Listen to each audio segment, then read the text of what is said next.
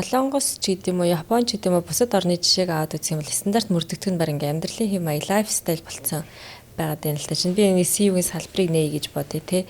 Тэгэхэд зөвхөн заасан тэр стандартуудын ийний шаардлага би ингээд хангачлаа гэж чеклист бөглөөд зөв мэдэгдэл өгснөөр л одоо үйл ажиллагаа явуулах хэрэгтэй болд юм байна. Тэгсэн чинь манай Монголд яадаг гэхээр би стандартаа эхлээд хангахын тулд амар том одоо саад бэрхшээл буюу тусгай зөвшөөрөл хийдэг юм тулаад байгаа юм. Тэгэхээр нэг хууль стандарт хоёрын ялгаа хаана байгаа юм бэ гэж би асуугаад байгаа нь. Манай налахад нэг юм хөөргөн ажлын төлөв гэдэг байхгүй. Тэгэл яваад гоо сайн байна уу? За сайн уу? За тийм ээ. 2000 төгрөгөө гэх юм.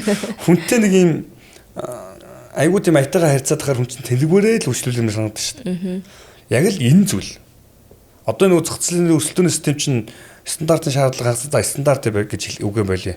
Чанарын нь гой шаардлагыг хангасан ая тухтай байгаа үйлчлэгийг үзүүлж байгаа газар лугаал орж үзүүлэх юм санагдаж шүү дээ. Тэрийг л стандарт гэж хэлээд байгаа.